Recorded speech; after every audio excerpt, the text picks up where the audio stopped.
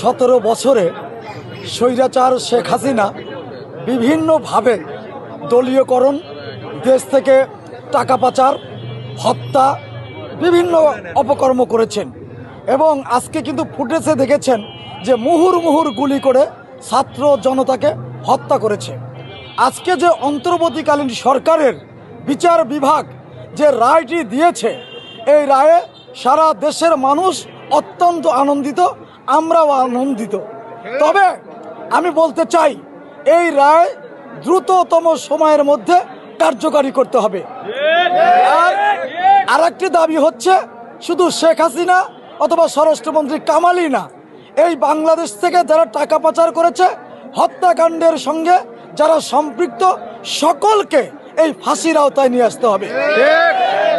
ঢাকাতে যেমন মন্ত্রীরা ছিল এবং সারা বাংলাদেশের যে জেলাগুলি রয়েছে, সেই জেলাগুলির যারা ফ্যাসিস্ট ছিল, জেলাগুলির নেতাদের নির্দেশে প্রত্যেকটা জেলায় যে শহীদ করানো হয়েছে, তাদেরও দ্রুততম সময়ের মধ্যে ফাঁসির আওতায় নিয়ে আসতে হবে। এটা আমাদের মূল দাবি। 24 জুলাই এবং আগস্টে স্বৈরাচারী শেখ হাসিনা বাংলাদেশের সাধারণ জনগণ, যুবদল, ছাত্রদল এবং বিশেষ করে ছাত্রদেরকে যেভাবে হত্যা করেছে, সেই হত্যার প্রতি রায়ের আজকে সেই রায়টা ঘোষণা করেছে।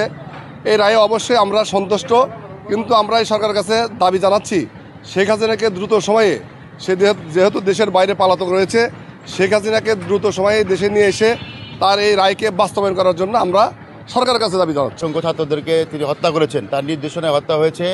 আজকে আমরা খুব আনন্দিত, বিশেষ করে যে তার ফাঁসি রায় কার্যকর করার জন্য আমি সরকারকে অনুরোধ করব যে ইন্টারপোলের মাধ্যমে তাকে যেন দ্রুত বাংলাদেশে ফিরিয়ে এনে রায়টা কার্যকর করে। আমাদের অপরাধে ট্রাইব্যুনাল যে রায় দিয়েছে, আমরা শেখ হাসিনাকে অবিলম্বে এই রায় কার্যকরের দাবি জানাচ্ছি সিরাজুল পক্ষ থেকে। আজকে শেখ হাসিনার যে রায় হয়েছে, এই রায়ে সমগ্র বাংলাদেশের আপামর জনতা খুশি হয়েছে, আনন্দিত হয়েছে। আমরাও সিরাজগঞ্জবাসী আনন্দিত, কারণ উনি হাজার হাজার ছাত্র জনতাকে হত্যা করেছে, গুম করেছে, খুন করেছে। ওনার এই রায় অতি বিলম্বে কার্যকর করতে হবে। ওনাকে দেশে এনে উনি সহ আরও যারা বাকি রয়েছে যে মামলাগুলোতে, সবাইকে এই ফাঁসির রায় কার্যকর করতে হবে। অবিলম্বে ফাঁসির রায় কার্যকর